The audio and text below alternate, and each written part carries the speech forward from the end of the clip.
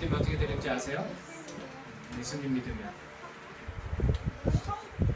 천국 가요? 그렇지. 예수님 믿으면 천국 갑니다. 우선 예수님 믿으면 지금 담진이가 이야기해 준 것처럼 천국을 가요. 그것을 우리가 구원이라고 그래요. 구원은 영원한 생명을 이야기합니다. 영생을 얻는다 이렇게 이야기를 합니다. 그 영원한 생명과 동시에 또 얻어지는 게 있어요. 그것은 뭘까요? New Life, 새로운 삶입니다. 삶이 달라지는 것. 그것이 같이 있습니다. 이터널 라이프는 영원한 생명을 이야기하지만 우리가 New Life, 다시 삶이 같이 우리가 살아가는 새 생명, 거듭남 이렇게 표현을 하는 게 이루어진다는 겁니다. 나는 부활이요 생명이니 나를 믿는 자는 죽어도 살겠고 그리고 살아서 나를 믿는 자는 영원히 죽지 아니하리니 이것을 내가 믿느냐? 라고 말씀하고 있습니다. 그리고 요한복음 14장 6절에서는 내가 곧 길이요 진리요 생명이니 나로 말미암지 않고는 아버지께로 올 자가 없느니라. 이게 무슨 뜻이냐면 아버지는 누굽니까? 하나님이에요. 하나님 앞에 갈 수 있는 것, 하나님을 만날 수 있는 것, 예수 그리스도, 예수님만으로만 가능하다는 거예요. 그리고 지금 말씀드렸던 새 삶, 뉴 라이프는 이렇게 설명되어 있는 말씀 구절로 대신하겠습니다. 고린도 후서 5장 17절에 보면 그런즉 누구든지 그리스도 안에 있으면 새로운 피조물이라. 이전 것은 지나갔으니 보라 새 것이 되었도다. 예수님 안에 들어간 삶을 살면, 예수님을 만난 삶을 시작되면 과거에 있었던 모든 것들은 다 지나간 거라는 거예요. 그것이 영향을 주지 않아요. 앞으로의 삶에 있어서 과거의 것들은 전혀 영향을 줄 수 없다는 겁니다. 새 것이 되었다는 거예요. 그건 없어지고 새로 태어난 자처럼 살아가게 되었다는 겁니다. 이것이 예수님을 믿으면 얻는 복이에요. 그러면 여러분 생각해 보세요. 예수님을 믿으면 이렇게 영원한 생명을 얻는데, 그러면 내가 이 세상에서 누릴 거 다 누리고 내가 즐길 거 다 즐기고 마지막에 가서 예수님 믿으면 되는 거 아닙니까? 맞는 얘기 같아요? 그거 여러분이 선택할 수 있을 것 같아요? 여러분 왜 벌써 왔어요? 나중에 오지. 나중에 내가 다 늙어서 아유 이제는 하나님이 나를 부르시나 보다 할 때 야 나 이제 가야겠다고 하시지. 그게 사람의 의지대로 생각대로 마음대로 안 된다는 겁니다. 그리고 또 하나 중요한 게 있어요. 우리가 예수님 믿으면 천국 간다 이것만 이야기하면 안 돼요. 그게 전부가 아니에요. 아주 굉장히 중요한 부분이에요. 오늘 본문에도 그걸 설명하고 있어요.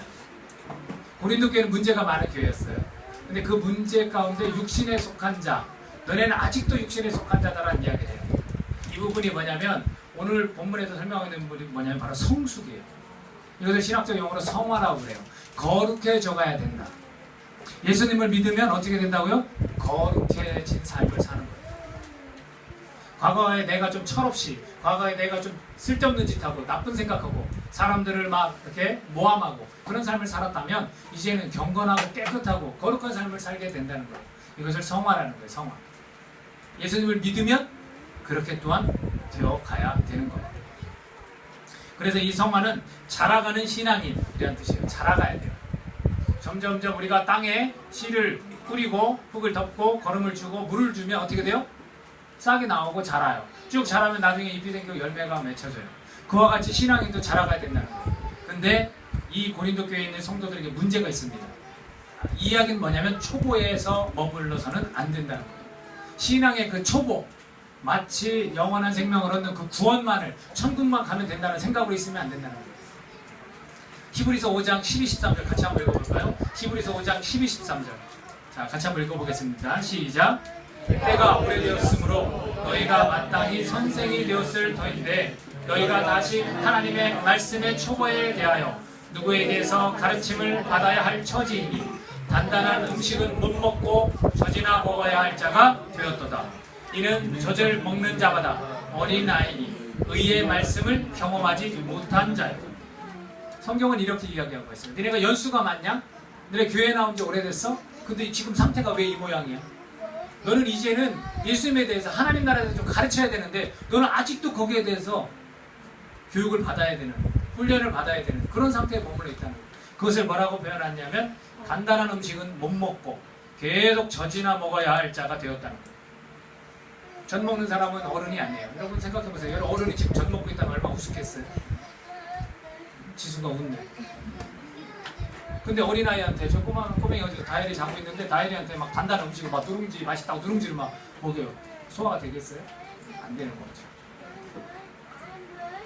그걸 가지고 이야기를 하고 있습니다. 고린도 교회의 취약한 점이 뭐였습니까? 바로 이거예요. 그리스도 안에서 젖 먹는 어린아이라는 거예요. 즉 육신에 속한 자라는 점입니다. 3절에 오늘 본문 말씀 3절에 보니까 너희는 아직도 육신에 속한 자로다. 너희 가운데 시기와 분쟁이 있으니 어찌 육신에 속하여 사람을 따라 행함이 아니에요. 하나님을 우리가 예수님을 영접해서 하나님을 자녀로 되면 하나님을 믿으면 시기와 분쟁 가운데 있는 게 아니라 화평과 기쁨 가운데 서로 나눔 가운데 있어야 되는 거예요. 근데 너네들이 교회 안에도 시기와 분쟁이 있는 거 보니까 아직도 육신에 속한 자다 라는 거예요. 아직도 육신에 속한 거예요. 그것이 이 고린도 교회의 취약한 점이라는 겁니다.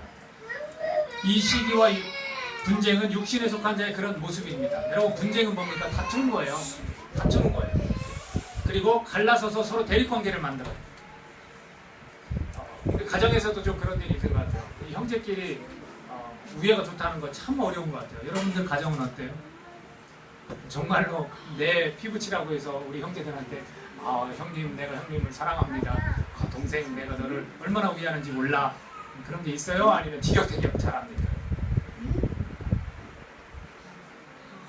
엄청 무시하고요. 엄청 갈군다는 표현을 쓰는데 엄청 그러는 것 같아요. 네? 만만한 게 누구예요? 가족이에요. 만만한 게 가족. 바깥에도 쥐어 터져서 오면 가족에다 다 풀어요. 그만큼 또 가족이 서로 사랑하는 관계고 또 그만큼 편하기 때문에 그러기도 하겠지만 굉장히 소중한 그런 겁니다. 근데 그 안에 분쟁이 있다면 여러분 어떨 것 같아요? 마음 찢어지죠. 그렇죠? 나는 엄마 편, 나는 아빠 편 이래보세요. 힘든 겁니다. 교회 안에서 그런 일이 벌어진 거예요. 이 교회는요, 성경에서 뭐라고 얘기합니까? 이 머리가 누굽니까? 예수님이라는 겁니다. 예수님이 머리 되셨고 우리는 뭡니까? 이 몸이에요. 이 지체예요. 근데 이 지체가 갈라졌어요. 그럼 이건 무슨 행위냐면 몸을 찢는 행위예요. 그럼 누가 가장 가슴 아파하겠습니까? 이 교회를 피를 흘려가면서 세우신 예수님께서 가장 아파하시겠죠. 하나님께서 얼마나 마음 아파하시겠습니까? 이것이 바로 육신에 속한 세상 것을 아직 다 버리지 못한 그런 모습의 사람들이라고 지적을 받고 있는 거예요. 또 하나는 시기예요. 시기는 뭡니까? 여러분 왜 시기하는 것 같아요? 제가 보니까 시기는 내 의지예요. 내 의지가 되면 시기를 하게 돼 있어요. 그리고 내가 맞다라는 거예요. 사람은 착각을 해요. 겉으로 보기에는 저 사람이 잘생겼고 예를 들면 저 사람이 더 이렇게 능력도 있고 저 사람이 더 부유해요. 그런데도 내 자신은 속으로 내가 더 낫다는 거예요. 사실.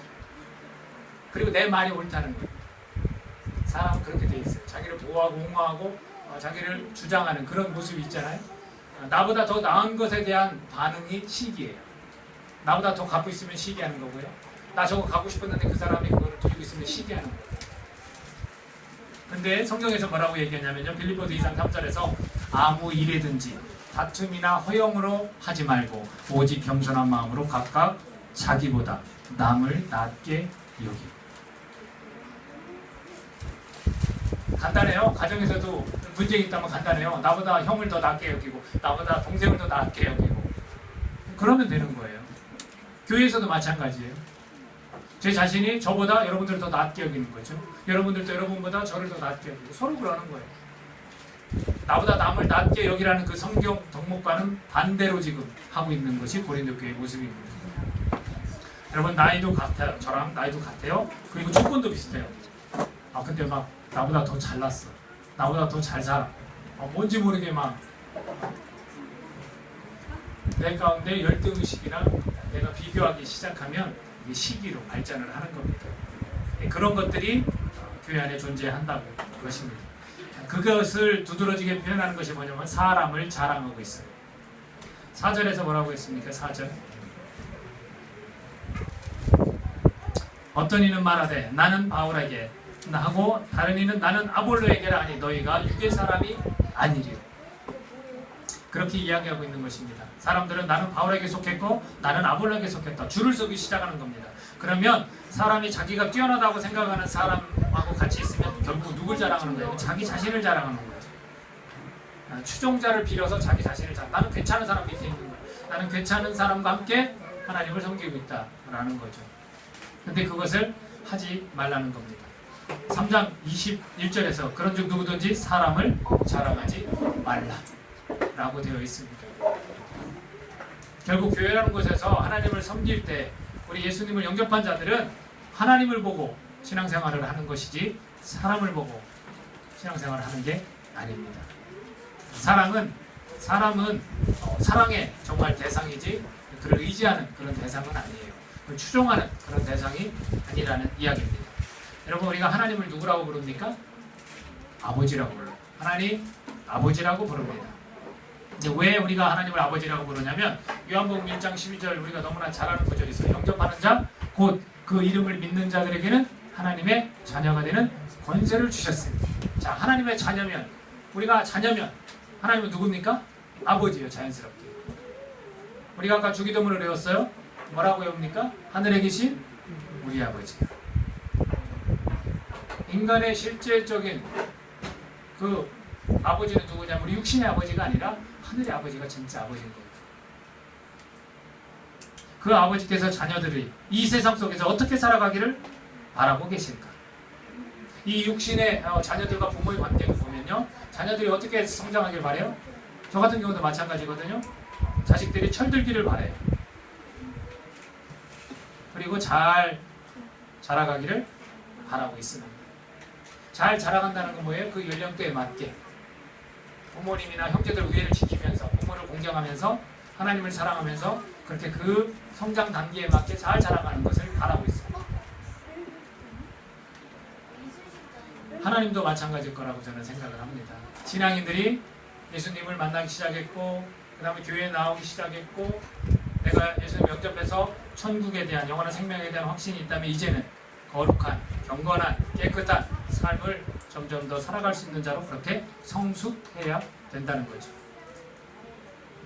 어린아이들 같이 또는 육신에 속한 자처럼 시기하고 분쟁하고 다투는 것을 중단해라 라는 겁니다. 중단해라.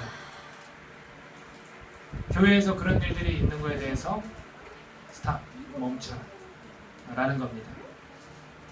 바울에게 속했고 아볼로에게 속했다 라고 그들은 표현하고 있지만 실제로 자기 자신들은 뭐라고 표현하고 있습니까? 6절에 보면 나는 심었고 아볼로는 물을 주었을 때 오직 하나님께서 자라나게 하셨나니 바울은 심었고 아볼로는 물을 주었을 뿐이라는 겁니다. 7절 계속해서 읽어보면 심는 이나 물 주는 이는 아무것도 아니로되 오직 자라게 하시는 이는 하나님 뿐이니라. 자, 심고 물 주는 일은 한시적이에요. 잠깐 자기들은 그렇게 했다는 거예요. 그러나 자라게 하시는 것, 이 자란다는 이 단어는요 연속적인 표현입니다. 그리고 지금도 과거도 미래도 계속해서 이루어지고 있다는 표현입니다. 하나님만이 자라나게 하셨고 하나님만이 자라게 하신다는 이야기입니다. 결국 우리가 하나님의 자녀로서 계속해서 성화되어져 가는 것 누가 하십니까? 누가 하십니까? 하나님이 하시는 겁니다. 그런데 이 사람들은 누가 하는 줄 지금 착각하고 있습니까? 바울이나 아볼로가 하는 줄 착각하고 그들을 추종하기 시작을 한 겁니다. 그리고 그 사람들 선에서 나눠진 거예요. 바울과 아볼로가 지금 이 교회에 같이 있습니까? 떨어져 있습니까? 바울은 지금 떨어져 있어요. 바울이 없는 상태에서 자기는 바울파다라고 사람들을 모으기 시작해서 나눈 거예요. 교회에서.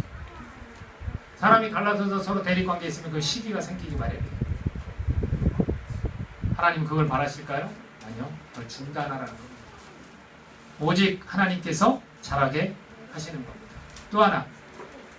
또 하나 성화에 있어서 우리가 꼭 기억해야 될 것, 명심해야 될 것이 있습니다. 그것은 바울의 영성을 들여다볼 필요가 있습니다. 그 영성을 보면요, 첫 번째로 그는 은혜를 허락하시는 분은 누구라고 고백하냐면 하나님이다. 나에게 은혜를 허락하시는 분은 하나님이다라는 고백입니다. 10절입니다.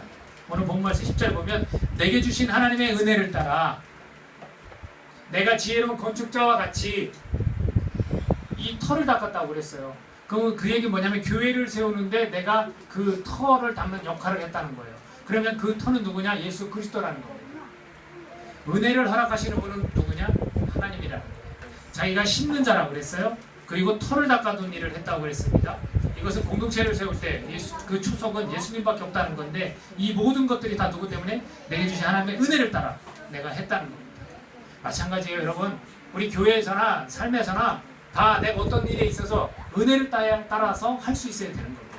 그 은혜는 내가 만들어내는 것이 아니라, 내가 누려야 되는 것이 아니라 하나님으로부터 오는 것이 은혜고, 내 삶의 모든 것들은 다 하나님으로부터 온다는 고백이 있는 것이 이 사도 바울의 영성이에요. 여러분 잘 알다시피 사도 바울은 똑똑한 사람이었어요. 율법이라면 뭐 대장이라고 할 정도로 최고의 학자 밑에서 공부한 아주 뛰어난 사람이었어요. 그러나 자기가 가지고 있는 모든 것들은 다 배설물로 여긴다고 했습니다. 그리고 자기가 이렇게 되고 이런 일을 하고 내가 이렇게 살아가는 모든 것들이 다 하나님의 은혜를 따라 라고 고백을 하고 있는 거예요. 여러분 삶을 살아가실 때 하나님의 은혜를 구하십시오. 저희 교회 이름이 왜 GNT인지 아시잖아요. 글로리 앤 그레이스. 은혜 없이는 한시라도 살아갈 수 없습니다. 저는 그런 고백으로 이름을 그렇게 지은 거예요. 저도 단언컨대 여러분들 하나님 은혜 없이 여러분은 못 살아가요.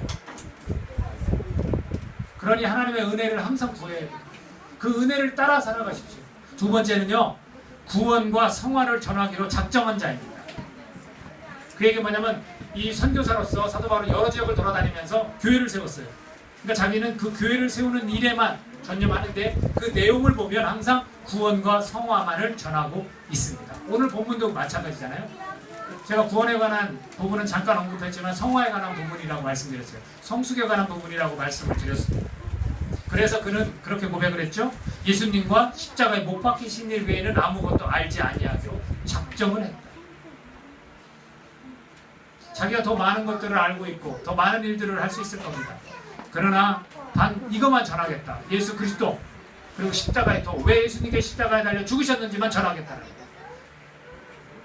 이러한 영성을 가진 자입니다. 세 번째는 뭐냐면, 하나님께서 하신다는 확신이 있었습니다. 하나님께서 일하신다는 걸 철저히 인정을 했다.